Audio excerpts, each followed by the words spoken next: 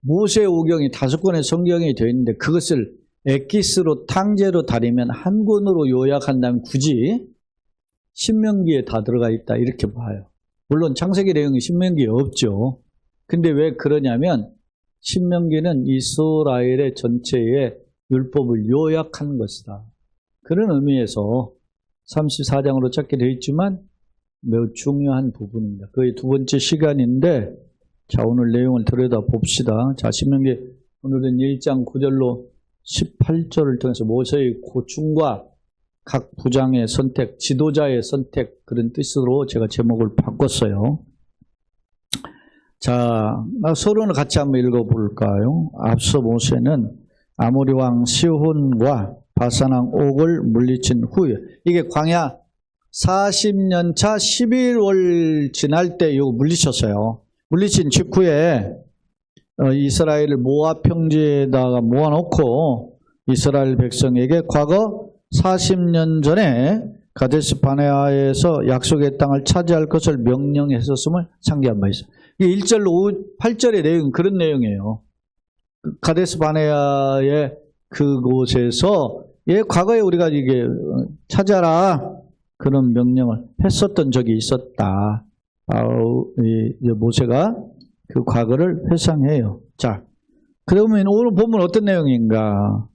9절 18절인데 과거에 가나안 진군에 앞서 모세를 도와 이스라엘의 대소 크고 작은 일이죠. 대소사를 처리할 지도자들, 다시 말하면 1000부장, 100부장, 50부장, 10부장.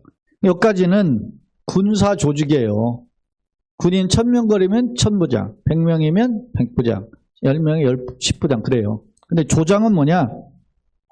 조장은 이 율법을 기록하고 이렇게 하는 행정관리예요. 그러니까 군사적 조직과 행정조직 이런 조직을 혼자 모세가 하기가 어려우니까 이스라엘 인구가 200만이 넘잖아요. 그러니까 그거를 이렇게 하기 위해서 혼자 이 재판하고 처리하기 어려우니까 이런 소위 중간 지도자들을 세운 장면을 기록하고 있어요.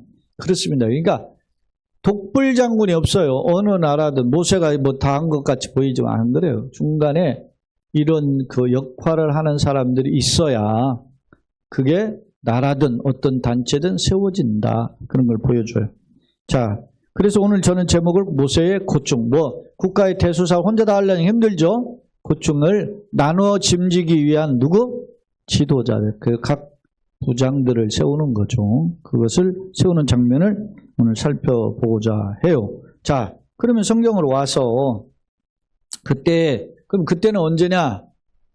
이스라엘이 시내산에서 약 1년 머물고 이제 해가 바뀌고 출발하죠. 그때라는 거예요. 그때 출발할 때 내가 너희에게 말하 이르기를 나는 홀로 너희의 짐을 질 수 없다. 그러니까 200만 명이 되는 사람 문제를 다 해결할 수가 없잖아요.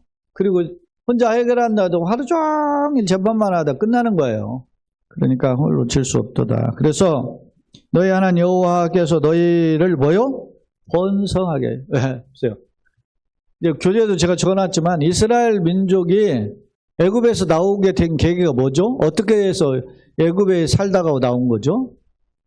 사실은 요셉이 형들의 모함에 의해서 저게 어떻게 해요? 죽여버리자고 했다가 설득을 하잖아요. 차라리 죽이지 말고 그냥 팔아먹자. 그래서 요셉이 어디로 팔려가요? 애굽으로 팔려가잖아요. 미디안의 상고들에 의해서 팔려서 애굽에 갔다가 이제 결국 뭐가 돼요? 총리 대신이 해죠.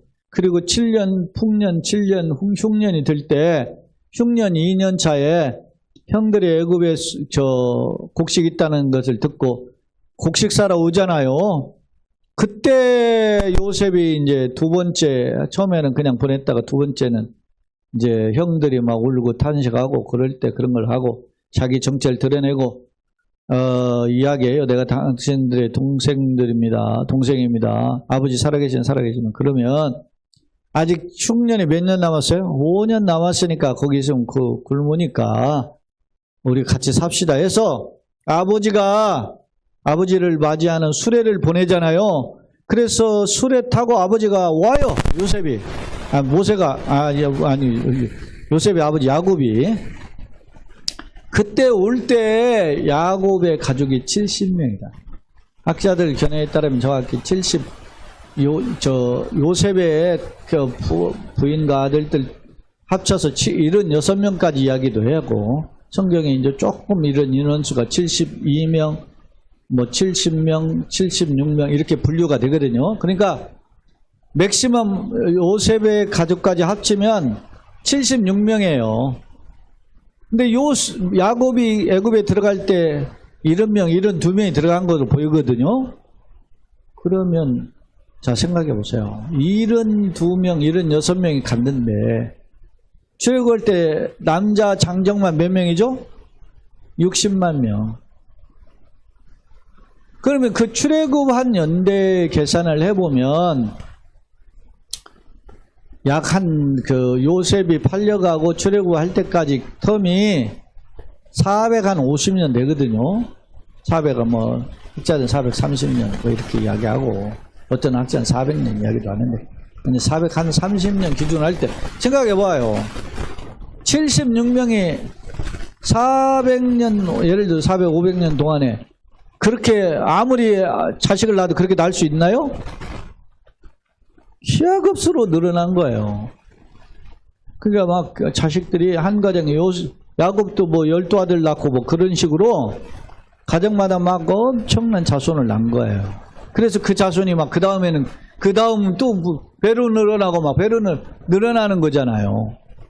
그래서 나올 때 남자 장정만 60만 명이었다. 여성과 아이를 빼고, 거기다가 이제 허다한 잡족이 함께 따라 나왔기 때문에 그 200만이 훨씬 넘은 것으로 학자들을 봐요. 미니멈 그래서 200만에서 맥시멈 250만까지 보거든요.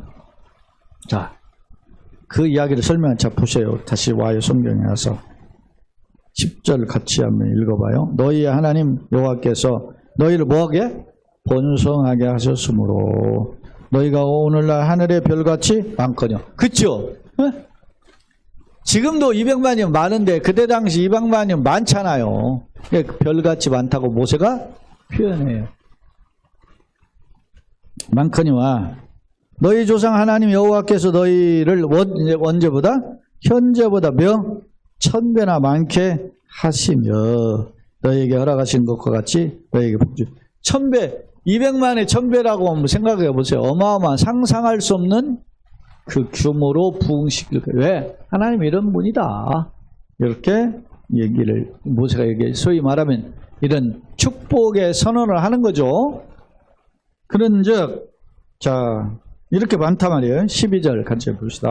그러니 나홀로 너희 어찌 능히 너희의 괴로운 일과 너희의 힘겨운 일과 너희의 다투는 일을 담당할 수 있으랴. 지금도 200만 명인데 하나님 더 많게 하실 텐데 이 사람의 대소사를 내가 어떻게 할 수 있냐. 그런즉 어떻게 해야 돼?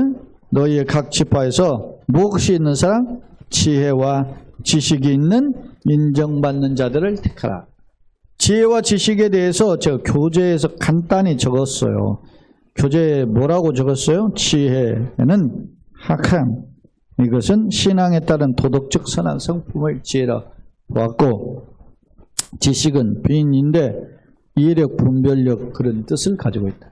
그러니까 도덕적으로나 그 어떤 사례 판단, 분별력이 탁월한 인정받는 사람들을 택하는데 그들을 중심으로 1000부장, 100부장, 50부장, 10부장 이렇게 세웠다는 거예요. 조장을. 어떤 사람을 세웠는지 알 수 있죠. 그런즉 14절 너희가 내게 대답하여 이르기를 당신의 말씀대로 하는 것이 어떻게 해요? 좋습니다. 그렇게 하기에 내가 너희의 지파에 누구요? 수령으로 지혜 있고 인정받는 자들 취하여 너희의 수령을 삼되, 수령이라고 하는 것은 지도자 그런 뜻이에요. 그렇게 삼되 각각 어떻게 삼았어요? 각 지파를 따라 누구? 1000부장, 100부장, 50부장, 10부장, 그리고 조장. 조장은 앞서 말한 대로 제가 이 히브리어 단어를 살펴보니까 조장이라는 뜻이 그 히브리어 제가 그 교재도 쇼테르라고 교재도 적어놨는데 이게 이 쇼테르라는 뜻이 기록하다 그런 원래 의미인데 그러니까 서기관 및 행정사무를 보는 일꾼 그런 뜻이에요. 그런 사람으로 이렇게 분류해서 삼았어요. 그러니까 디테일한 거죠. 어떤 사람은 행정일을 총괄하는 사람, 어떤 사람은 10명의 그 저기를 책임을 지는 사람, 어떤 사람은 50명의 군사를 책임집니다. 어떤 사람은 1000명 책임입니다. 이런 식으로 나눴다는 거예요. 그렇게 삼고 16절 내가 그때 너희의 재판장들에게 물론 자 이게 출애굽기 18장 21절과 25절을 한번 살펴볼 필요가 있어요. 이게 자 봅시다. 여기 우리 제가 자료는 제공 안 되는데 성경을 한번 펴봅시다. 출애굽기 18장 21절 25절 거기에 보면 이 지도자를 세우는 기준에 대한 그 조건이 있어요. 21절 25절 세 가지 조건을 은혜 학자들 말하는데 봅시다. 21절 같이 읽어볼까요? 시작. 너는 또 온 백성에게 가운데서 능력 있는 사람 곧 하나님을 어떻게 두려워하며 진실하며 불의의 이익을 미워하는 자를 살펴서 이 세 가지 그래서 살펴서 누구 백성 위에 세워서 뭘 삼아 1000부장, 100부장, 50부장을 10부장을 삼아 그랬죠. 자 25절도 잠깐 보면 모세가 이스라엘 무리 중에 능력 있는 사람들 될까요? 그들을 백성의 의두머니 삼고 1000부장, 100부장, 50부장, 10부장 삼았다 그랬죠. 근데 이제 21절이 더 구체적인 세 가지 조건 첫째 뭐예요? 백성들 가운데서 무슨 사람? 능력 있는 사람들이에요. 우리가 그냥 총식 능력 있는 사람인데요. 능력 있는 사람이 어떤 사람인가를 보세요. 우리는 돈 많으면 요즘 능력 있다 그러죠. 좋은 직장 다니면 능력 있다 그러죠. 에? 그죠? 요즘 어떻게 집 사고 뭐야 먹고 살만하면 능력 있다 이렇게 이야기해. 근데 그건 우리의 기준이지 현실의 기준이지 성경이 말하는 지도자의 조건이 뭐냐 보세요. 세 가지. 자 능력 있는 사람들 곧 누구예요? 하나님을 뭐라고? 두려워해요. 자 하나님을 두려워한다는 것은 경외해. 하나님을 경외하는 자. 어? 그러니까 하나님을 경외하는 사람이 첫째 조건. 두 번째 진실하다. 진실한 사람. 어? 세 번째 뭐요? 불의한 이익을 미워하는 자예요. 어? 그러니까 이렇게 살아야 돼. 할렐루야. 어렵죠. 진실하고 불의의 이익을 탐하지 않는다. 에? 쉽습니까? 내 앞에 말이죠. 꽁꽁물이 떨어지고 말이지 굴러 들어오는데 그걸 너 할 수 있는 게 있어요? 쉽지 않아요. 어떤 마음에서 출발해? 하나님을 경외하면서 진실하면서 에? 불의한 이득을 취하지 않는 거예요. 그러니까 오늘날 국가 지도자가 되고 대통령 되고 뭐 국회의원 되고 하는 다 이런 마인드가 있어야 돼요. 그죠? 근데 요즘 어떻게 등쳐먹고 뭐한 놈도 다 되잖아요. 에? 이 아담인데 뭐 저 대법원 확정됐죠? 대북 송금 사건으로 재판받아서 7년 8개월인가 형이 확정된 이화영 씨가 지금 며칠 전에 대법원 확정이 며칠 전에 됐어요. 뭐 얼마 안 돼. 무슨 뭐 보름이나 되나? 근데 뭐라고 그랬어요? 이제 확정이 됐는데 자기가 사면해달라고 청구했다잖아.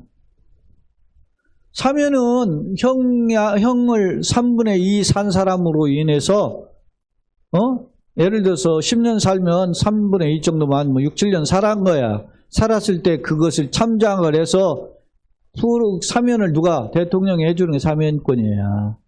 근데 이제 감옥 들어가가지고서는 얼마 되져가 최종 판결이 대법원 판결이 며칠 전에 난 놈이 나 풀어달라 그랬다죠. 사면해달라. 그게 무슨 말이에요?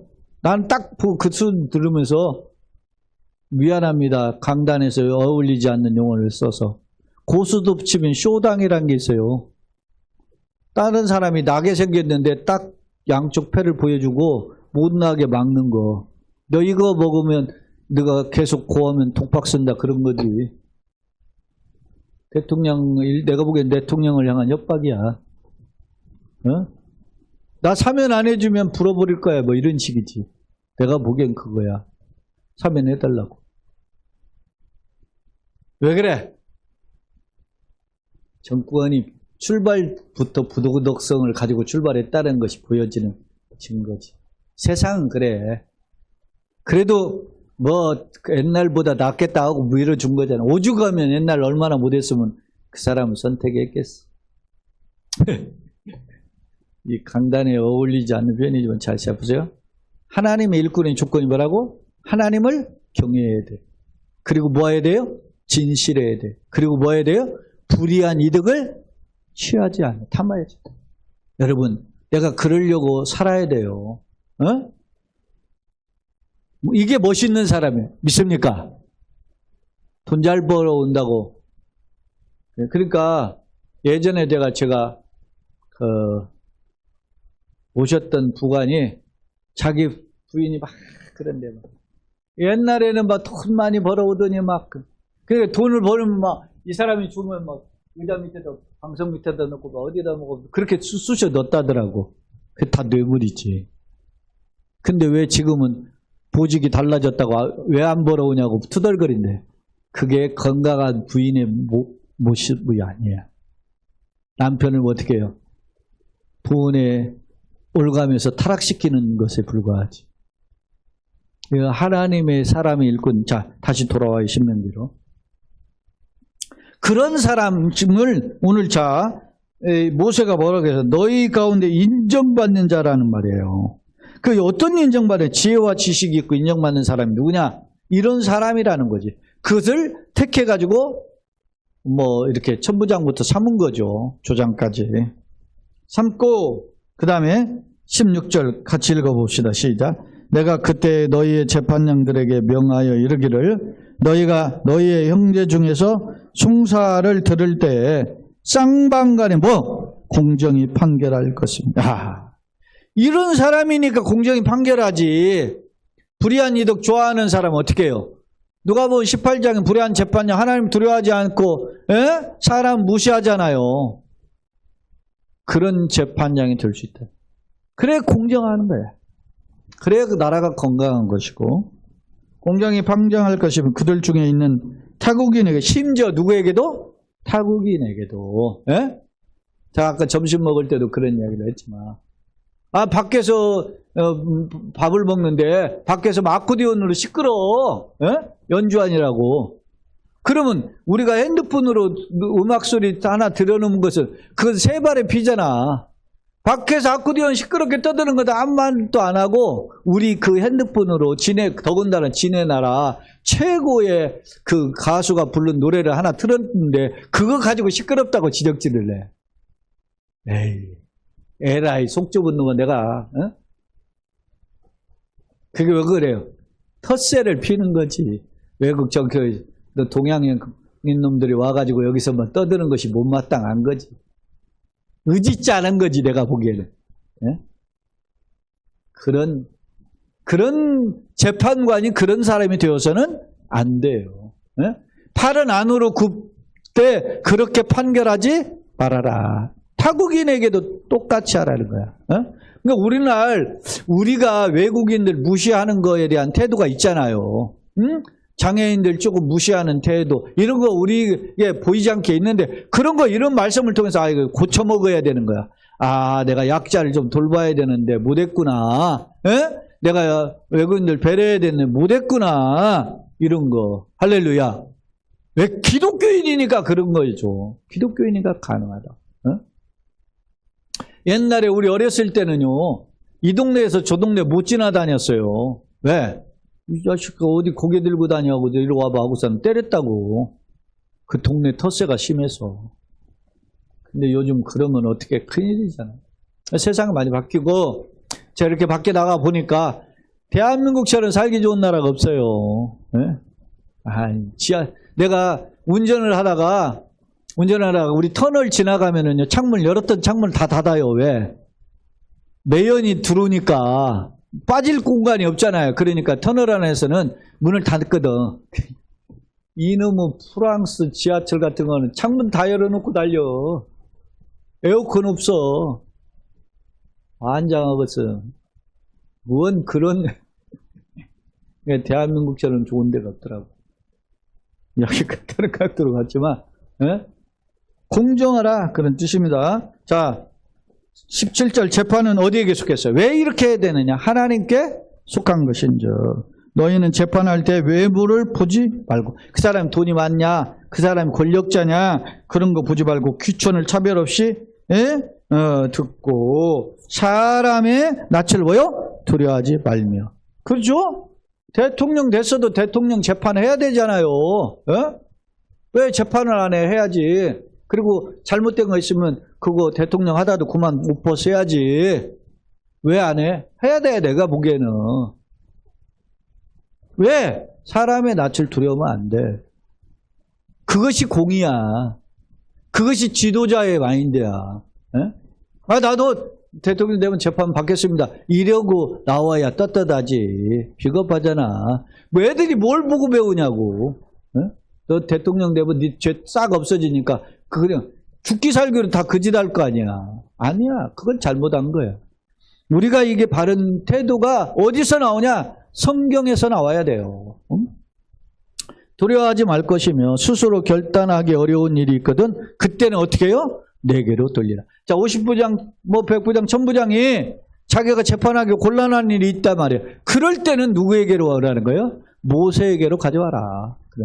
그러니까 이게 업무 분담을 하고 그것을 체계화한데 기준을 명백하게 정해줬어요. 18절 내가 너희의 행할 일을 모든 일을 그때 너희에게 다 뭐라고? 네.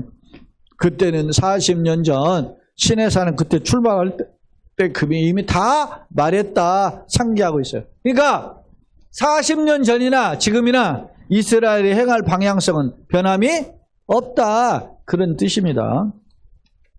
자, 두 번째 화면입니다. 정리해 볼게요.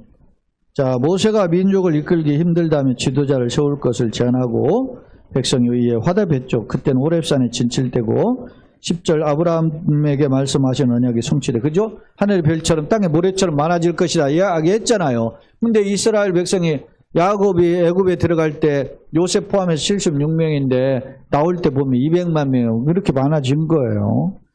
참고로 요셉이 초청 애굽 가족이 애굽에 내려간 인원 70명인데 출애굽 당시 성인 남자가 60만 명이 됐다. 약속이 현실의 복으로 성취됐다. 현재보다 1000배나 많게. 이건 민족의 미래적 축복을 소원하는 지도자의 모습이라 했죠. 1000배는 셀 수 없이 많게 그런 뜻이죠. 허락하신 대로 이거는 그 하나님의 선언이에요. 디바르라고 하는 게 약속이라고도 하고 선언이라고도 하고. 하나님이 공포한 것은 하나님은 뭐 인자가 아니야 후회가 없고 사람이 아니야시 시건치 않잖아요. 그런 분이에요. 그렇게 되기를 원한다라는 뜻이죠. 그 다음 15절 18절 모세가 천부장을 비롯하여 지도자를 세운 후에 공정한 재판 기준을 제시했는데 모세를 보필할 지도자의 기준이 출애굽기 18장 21절에 근거하니까 하나님을 뭐요? 경외하는 두려워하는 사람이죠. 두 번째 거짓이 없는 진실한 사람 진실자. 세 번째 뭐요? 재물에 결백한 자. 그러니까 재물의 이득을 거짓 이득을 취하지 않는 자 이런 것입니다. 그 다음에 재판 원리가 뭐예요? 공정하게 판결을. 외적 기준이 아니라 신분주의적인 거. 그러니까 하나님 코람데오라는 하나님 보고 계신다. 그래서 어떻게 해요? 심지어는 누구까지? 외국인, 타국인까지도 공정하게 판결해줘라. 네? 그런 거지. 트럼프가 협박하고 하는 거 그거 썩 건강한 태도가 아니잖아요. 썩이 아니라 아주 나쁜 태도야 그게. 네? 공갈 협박. 세상 나라에다 공갈 협박을 쓰고 같이 분담하고 설득하고 그래야 되는 완전 협박이잖아요. 예? 예? 그런 놈들은 내가 보기에는 그게 꼭 적그리스도야. 예? 그게 하나님의 사람이 그럴 수가 없어요. 그런데도 열광하잖아. 왜? 그리고선 항상 입에 달려. 여러분 트럼프가 취임식 연설하는 거 들어보셨어요? 제가 30분 연설하는 거 제가 들어봤어요. 그 들어본 내용을 제가 영어에 탁월하지 못하니까 그 번역된 내용을 읽어봤는데 거기 뭐라고 그랬냐면 거기에 그런 표현이 있어요. 자기가 총 맞았잖아요. 귀에 스쳐가지고. 그래서 살려줬는데 이게 무엇인지 기도했다는 거예요. 그래서 하나님 뜻이 있으리라고 했다는 거예요. 그러니까 하나님을 얼마나 잘 찾는지 몰라. 근데 그게 아니잖아요. 그러니까 우리가 이건 이 운동장에서 골 넣고 무릎 꿇는 거 그거 귀한 거야. 근데 그것만이 귀한 게 아니라 무릎 안 꿇고 기도 안 해도 내가 주님 뜻대로 사는 게 귀한 거예요. 믿습니까? 우리 한국교회는 그런 거에 착각해. 저 사람이 장로라고 하면 저 사람이 막 손잡고 박주영이 기도해. 그런 것에 속지 마. 그거는 허접한 뭐 예를 들어서 무슨 대종상에서 무슨 상 수상하면은 어느 연예인이 이 영광 하나님께 영광을 돌립니다. 귀하지. 그러면 그 사람이 뭐 진실한 기도. 그런 소리 하지 마. 어느 연예인이 나는 뭐 그렇게 난잡한 연예인인데 뭐 예수 믿고 변해대가 뭐 성경 읽고 했다고 해놓고 또 나와가지고서 연예인 하는 짓거리 보면 똑같더라고 나는. 그래서 그런 사람 안 믿어. 달라져야 돼. 그게 그러려면. 네? 차라리 말 안 하는 말 못해. 우리가 이 마인드가 여기에 있어 출발해야 돼요. 근데 우리는 그런 껍질에 막 교회 제가 그 사진을 참 많이 찍었는데 야 전부 다 모든 건물이 문화재. 어떻게 그런 돌로 대리석으로 그렇게 다 그냥 심지어는 도로도 대리석으로 깔아놓은. 근데 그렇게 디테일하게 그렇게 섬세하게 조각을 했는데 그것이 그걸 지어가지고 하나님께 봉헌했다고. 이야 제가 놀라웠어요. 이제 그 웨스트민스터 그 사원 그 교회 그 건물 그 외벽을 하는 청살 하나 해놓은 거 보니까 대단하다. 이거 어떻게 저렇게 했냐. 그렇게 하나님 앞에 봉헌한 거 보고 대단하다 생각하지만 그것보다 더 귀한 게 뭐예요? 우리는 건물 보고 감탄하는데 내가 살아가고자 하는 우리의 신앙 보고 감탄해야 돼요. 하나님은 건물 가지고 감탄 안 해. 우리가 어떻게 고민하고 살아가는 그 사람의 신앙관을 보고 주님이 축복하고 기뻐하시지. 우리는 겉에 속고 그런 거예요. 자, 이야기가 맞죠? 자, 세 번째 화면 봅시다. 재판의 원리가 있는데 첫째 재판의 주체는 누구다? 하나님. 재판은 누구에게 속했어요? 하나님께 속한 것. 이는 비록 사람이 판결하지만 그러나 최종 판결자는 누구다? 하나님이시다라는 걸 거듭 강조해요. 공정성, 쌍방간에 공정히 판결하라. 빈부 귀천을 따지지 말고 심지어 타국인에게도 어떻게 해라? 공정하라. 그런 거죠. 세 번째, 신중성. 어려운 일이 있거든 내게로 돌려라. 네가 혼자 내가 재판관인데 말이지. 내가 다 그러지 않고 모세에게 돌려. 섣부른 판단이 아닌 신중한 판단을 하라는 그런 뜻이죠. 중요 사건은 모세가 말씀으로 분별하거나 하나님께 물어 판결했다. 교훈을 읽어보시다. 재판은 물론 인생 걸음이 하나님 앞에서 행함임을 역설함 때문에 손익계산과 공무술수를 버리고 오직 하나님을 경외하며 주님 뜻에 따라 살아가야 한다. 결론입니다. 본문은 가나안 정복에 앞서 이스라엘 지도자를 세움을 보여주는데 이는 이스라엘이 하나님 주권하에 있으며 특출한 지도자 한 사람으로 이끌린 사회가 아님을 보여주고 있다. 세상은 영웅을 선호하지만 그러나 하나님의 나라는 말씀에 순종한 일꾼을 기뻐하심을 교훈하고 있다. 한편 재판 원리 중 외모를 보지 말고 공정하게 판결하는 명령은 빈부나 신분이나 내 외국인을 막론하고 이스라엘 국가를 하나님께서 통치하신다는 친정정치, 소위 신분주의적인 사상을 대변하고 있다. 현대는 원칙과 도덕이 무너진 지 조금의 이득이 있다면 지지하며 열광하고 있다. 나는 어떤가? 어리석음에 함몰되지 말고 하나님의 사람으로 당당하게 걸어가는 우리의 걸음이 되기를 예수님의 이름으로 축원합니다. 아멘. 조신 하나님 감사합니다.